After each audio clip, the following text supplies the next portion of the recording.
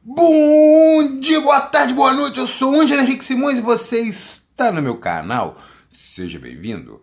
Após a virada de página da nossa história em 3100 AEC, no vídeo dessa semana veremos como a humanidade fez a civilização engrenar na sequência da passagem do tempo.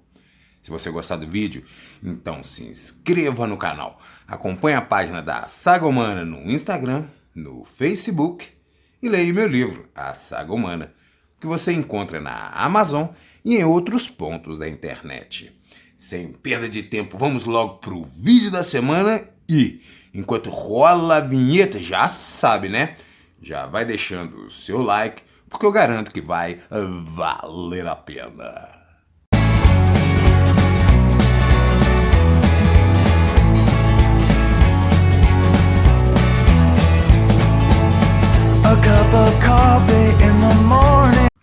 A civilização começa a engrenar. Foi por volta de 3000 AEC que a escrita hieróglifa egípcia começou a surgir, composta por centenas de símbolos representando palavras e sons, com o mesmo símbolo sendo aplicado com diferentes significados dentro de contextos diferentes. Além de registros de caráter burocrático, a escrita hieróglifa formal seria esculpida em túmulos e monumentos de pedra, de tal forma cuidadosamente bem produzida que se assemelharia a uma refinada obra de arte. Esses hieróglifos eram escritos em linhas ou colunas, em qualquer direção, muito embora fossem geralmente escritos da direita para a esquerda. Nessa época, já se praticava uma matemática de vanguarda na região do Vale do Nilo, a qual incorporava um sistema numérico já totalmente desenvolvido. Os egípcios também já dominavam formas avançadas de construção naval, onde se empregavam pranchas de madeiras unidas por amarração de tiras entrelaçadas, com grama ou junco posicionados nos vãos entre as pranchas para selar a amarração. No alvorecer do terceiro milênio AEC, numa época em que a escrita hieróglifa egípcia e a escrita cuneiforme suméria eram os únicos sistemas de escrita que existiam, tinha curso também o florescimento de outras nações habitadas por populações de etnia negra, as quais começariam a ser substituídas pelos povos de etnia branca cerca de 1 milênio mais tarde. Mas nessa época, apenas a Suméria e o Egito figuravam como regiões onde a civilização já estava efetivamente instalada.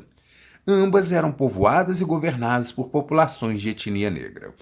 Contavam com uma sofisticada religião estabelecida, uma avançada urbanização das suas cidades e um amplo acervo de conhecimentos que incluía o domínio sobre a matemática e a escrita. No Vale do Indo, assim como na Suméria e no Egito, as cidades arapianas também eram povoadas por populações de etnia negra. Nessa época, a civilização arapiana já estava bastante evoluída, mas seriam necessários mais alguns séculos até que ela alcançasse a maturidade. Mas, a partir dessa época, os valores civilizacionais começaram a se fortalecer na região. E da mesma forma, o comércio passou a interconectar as emergentes cidades arapianas, de forma que o processo de urbanização ali foi acelerado. Esses três núcleos civilizacionais abarcavam os mais modernos elementos civilizatórios da sua época, tais como capacidade de empreender grandes construções, domínio sobre as mais avançadas práticas agrícolas e conhecimentos matemáticos, além de sistemas de escrita no caso da Suméria e do Egito. As semelhanças entre essas três civilizações encontravam-se limitadas apenas ao plano conceitual, através da presença de agricultura irrigada, de áreas urbanizadas e de produção artística, de arquitetura avançada e de práticas religiosas bem definidas, entre outros exemplos. Nessa época, a população da Suméria deve ter sido entre 800 mil e 1,5 milhão de habitantes, numa época em que a população mundial já era em torno de 27 milhões de pessoas. A civilização floresce na América do Sul. Por volta de 3000 AEC, na distante América do Sul, florescia a mais antiga civilização do continente americano, a civilização Caral. Ela surgiu nas mesmas regiões andinas do continente sul-americano, onde, 3 milênios antes, tinha tido início a Revolução Neolítica da América do Sul. E, 2 milênios depois, o cobre tinha sido fundido pela primeira vez em todo o continente americano. Ao longo do milênio anterior, uma proto-civilização começou a se formar nessa região ao norte do Lago Titicaca, de forma que, a partir de 3500 AEC, começaram a surgir as primeiras proto-cidades, que logo evoluíram para cidades incorporando certo nível de urbanização em algum momento entre 3100 e 3000 AEC. Algumas pesquisas recentes sugerem que nessa época a densidade populacional da região estava entre as maiores de todo o mundo. Mas essas mesmas pesquisas não conseguiram identificar se as cidades de Caral figuravam como uma região sobre alguma autoridade central única ou se era composta por cidades-estados independentes. Mas os padrões arquitetônicos encontrados em algumas construções parecem indicar a existência de uma destacada elite que exercia um considerável poder sobre a maior parte da população. É quase certo que essa elite compunha uma espécie de governo teocrático, e as áreas de construção apresentam indícios que os arqueólogos interpretam como sendo vestígios de festejos que incluíram música. Até onde se sabe, a cidade de Caral, que dá nome à civilização, era a maior da região, composta por uma população de cerca de 3.000 habitantes, e a cidade era rodeada por vilarejos menores. Ao longo dos séculos, Caral incorporou uma arquitetura monumental, o que incluía pelo menos 32 estruturas piramidais com até 18 metros de altura, 2 templos, praças e casas. O sistema de protoescrita de Caral utilizava o quipo, um curioso sistema de escrita usado para a manutenção de registros e comunicação, confeccionado a partir da união de cordões que podiam ser coloridos ou não, onde cada nó, cada ausência de nó e cada localização do nó incorporavam um significado distinto. A sociedade de Caral deteria conhecimentos sobre matemática e astronomia, os quais seriam legados às civilizações posteriores. Caral só atingiria o ápice séculos mais tarde, entre 2600 e 2100 AEC. Mais ou menos na mesma época que Harappa, no Vale do Indo, também atingiria sua maturidade civilizacional. Caral seria abandonada por volta de 1800 AEC, em decorrência de mudanças climáticas. Na sequência da passagem do tempo, a região testemunharia ainda o florescimento da cultura Nazca, por volta de 100 AEC, e, por fim, do Império Inca, já por volta do ano de 1250 da nossa era. Embora Caral seja conhecida desde 1905, foi só a partir do final da década de 1990 que o sítio arqueológico passou a ser escavado e estudado sistematicamente pelos arqueólogos. A civilização floresce na Europa. A milhares de quilômetros de distância das regiões andinas da América do Sul, a civilização minoica começava a florescer na maior ilha do Mar Egeu. A ilha de Creta já era habitada desde por volta de 128.000 AEC, quando grupos de caçadores-coletores nômades, saídos do norte da África, chegaram à região. Na sequência da passagem do tempo, entre 7.000 e 5.000 AEC, os primeiros grupos de agricultores neolíticos saídos da Anatólia também começaram a chegar à região. Com a fusão dessas duas populações, floresceu, por volta de 3.000 AEC, os minoicos, um povo de etnia negra e de religião matriarcal. Os minoicos da ilha de Creta eram um povo egeano, um termo geral que faz referência às populações que habitavam as ilhas e as regiões costeiras ao redor do Mar Egeu, durante os primeiros séculos da Idade do Bronze. No final do terceiro milênio AEC, os minoicos mantinham seus santuários em locais naturais, como fontes, cavernas e montes, numa época em que Creta começava a viver uma transição da sua economia de base agrícola para outros modelos econômicos. Essa transição foi uma consequência direta do comércio marítimo que os habitantes neolíticos da ilha de Creta começavam a manter com as populações das regiões costeiras próximas. Como consequência, por volta de 2700 AEC, o cobre acabou sendo introduzido em Creta, e a partir desse ponto, o processo civilizacional da região recebeu forte impulso, de forma que os minoicos passaram a irradiar sua avançada cultura para as regiões do Mediterrâneo Oriental. Na sequência da introdução do cobre, a civilização minoica começou a se desenvolver, e os comerciantes da ilha de Creta passaram a interagir com as populações da região do Levante e do norte da África. Dessa forma, os cretenses desenvolveram um crescente e gradativo contato comercial, principalmente com os egípcios. O apogeu da civilização minoica só aconteceria no fim do terceiro milênio AEC, quando os primeiros palácios seriam erguidos, quando seria desenvolvida uma sofisticada arte e quando surgiria a escrita hieróglifa minoica.